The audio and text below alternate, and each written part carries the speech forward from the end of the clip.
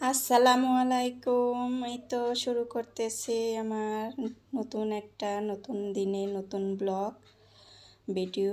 সবাই দেখো, কেমন লাগবে জানি না, হয়তো দেখতে দেখতে ভালো লাগতে পারে। এই এইভাবেই আমি শুরু করতেছি। আর রান্নাবান্না দিয়েই তো ব্লগটা, সারাদিনের যে কোনো কাজই হোক সবটা ভিডিওতে ধরা আর কি, সেটার নামই হচ্ছে ব্লগ ভিডিও। এজন্যে আমি যতটা পারছি সবটাই ধরে নিছি। সকালে সেহরি খাওয়া নিয়ে ওই ভিডিওটাও আমি ধরে নিছি। এখানে আমি সেহরির জন্য ডিম সিদ্ধ করে নিতেছি, একটু ভর্তা বানাবো। ভর্তা সেহরিতে ভর্তাটাই ভালো লাগে, বাচ্চারাও ভর্তাতেই ভাত খাইতে চায়। আগ রাতে আমি এগুলা ডিম 3টা সিদ্ধ করে রাখছি আর কি। ভর্তাতে অতটা ডিম লাগে না, একটু 3টা ডিমই আমাদের হয়ে গেছে। এখানে আমি পেঁয়াজটা ভাইজা নিতেছি। আমি কাঁচা পেঁয়াজ দিয়ে ভর্তা বানাই না। তারপরে শুকনা মরিচও আমি পুড়িয়ে নিছি। এখানে আমি পেঁয়াজটার সাথে শুকনা মরিচ লবণ দিয়ে ডলে নেব।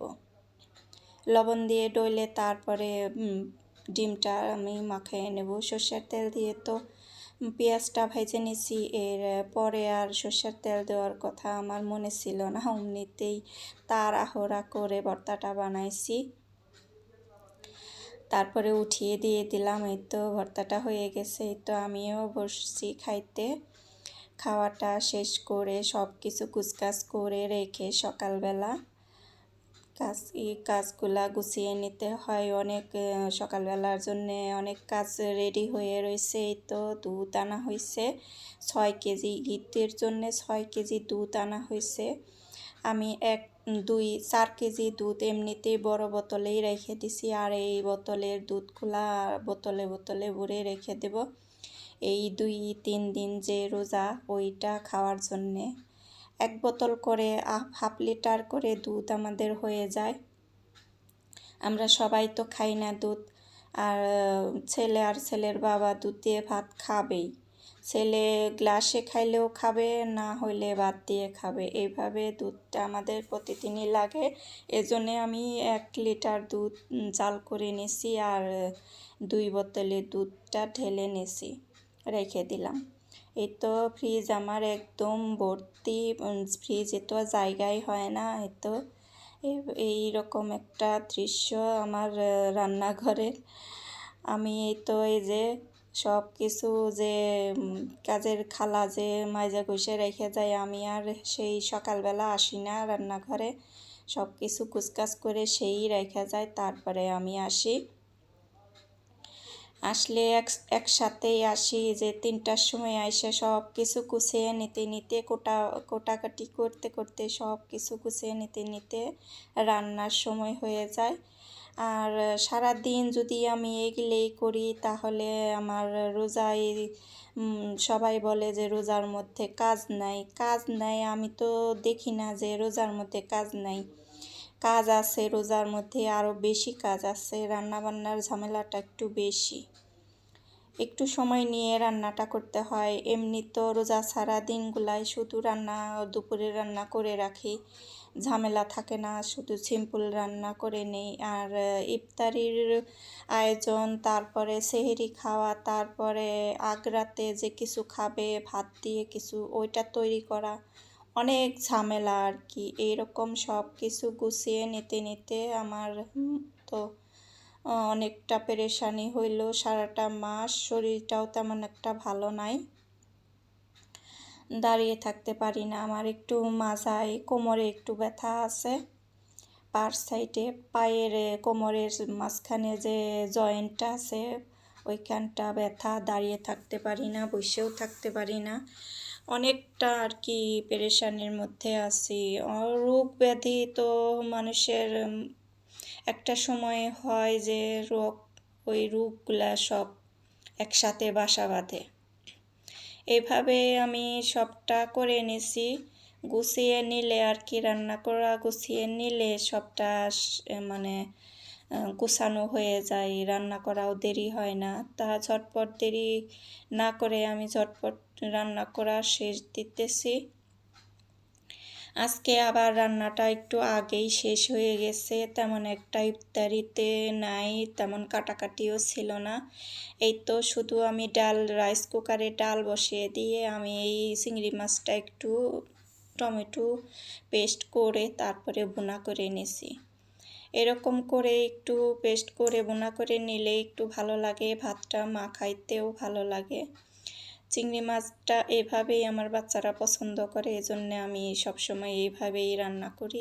সবাই বলবে যে একই ধরনের রান্না দেখাও, একই ধরনের রান্না দেখাবো। এই চিংড়ি মাছটা আমার বাচ্চারা এইভাবেই পছন্দ করে, এই জন্যে সবাই হয়তো মনে করবে যে বাচ্চারা পছন্দ করে এজন্যে একরকম করে রান্না করতে হবে। বাচ্চারা যেটা পছন্দ করে ওইটাই প্রাধান্য দিই আমি বেশি। আমাদের পছন্দটা আমরা কখনো সামনে রাখি না যে এইটা আমাদের এইভাবে ভালো লাগে। আমার তো চিংড়ি মাছ সবজি দিয়ে খাইতে অনেক ভালো লাগে। মিষ্টি কুমড়া বলো, শসা দিয়ে বলো, চিংড়ি মাছটা রান্না করে আমি ওভাবে অনেক মজা করে খাই। আমি শুধু যে চিংড়ি মাছ ভুনাটা আমার ওইটা খাইতে খাইতে মুখে কেমন জানি অরসি হয়ে গেছে, আমার তেমন একটা ভালো লাগে না। আর কি ছেলে মেয়েদের পছন্দ অনুযায়ী রান্না করতে হয়, আর আমাদের তো পছন্দ নাই। আমাদের যখন বেশি চিংড়ি মাছ থাকে তখন আর কি সবজিতেও রান্না করি, আবার এমনিতেও ভুনা করে দেই। এইভাবে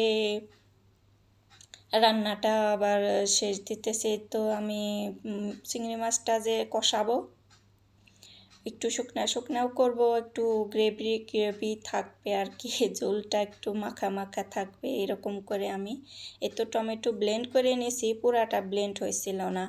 টমেটো মুখের কাছে যে টমেটোর এইটা থাকে অংশটা, ওইটা আর কি শক্ত, ব্লেন্ড করা হয় না। আমি চাক করে ছোট করে দিই নাই, আর 2-4 পিস করে ব্লেন্ড করে নিয়েছি তাড়াহুড়া করে। তখন তার চিন্তা মাথায় ছিল না যে টমেটো দিব। আর তারপরে যে টমেটো আর পেঁয়াজটা কষানো হয়ে গেছে, সব মশলা দিয়ে আমি কষিয়ে নিছি। রেসিপিটা কেমন লাগলো, ভালো লাগলে লাইক দিও। আর এই পর্যন্ত যে আমার ভিডিওটা দেখছো, সুন্দর করে একটা লাইক দিয়ে আমার পাশে থেকো। লাইক দিলে সবার কাছে ভিডিওটা পৌঁছে দেবে। লাইক দিলে হয় আমার মনেও একটা আনন্দ হয় যে সবাই আমার ভিডিওটা পছন্দ করছে। আমি তো সবার ভিডিওতে লাইক দিয়ে তারপরে ভিডিও দেখা শুরু করি, আর যেহেতু আমি দেই, আমিও একটু আশা করি সবার কাছে যে আমার ভিডিওতেও একটা করে লাইক আসুক। আমার ভিডিওতে লাইক দেয় না কেউ, হয় লাইক দেয় ওই 7-8টা লাইক পরে। যার মন চায় না সেও হয়তো আমার মন রক্ষা করার জন্যেই লাইক দেয়।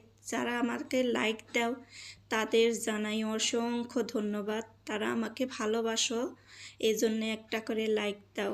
আমি বুঝি, আমিও তোমাদের অনেক ভালোবাসি। আমার বোনদের যেমন আমি ভালোবাসি, আমি তোমাদেরও অনেক ভালোবাসি। তোমাদের সাপোর্ট না পাইলে আমি তো যেখানে আছি সেখানেই থাকবো। আমি সবাইকে সাপোর্ট করি, এজন্যে আমিও আশা করি যে আমাকেও তোমরা সাপোর্ট করো। এইভাবে যদি কারোর কেউ পাশে না থাকি আমরা কেউ কিন্তু সামনে এগিয়ে যেতে পারবো না। এইভাবে সবাইকে সাথে নিয়ে সামনে এগিয়ে যেতে হবে।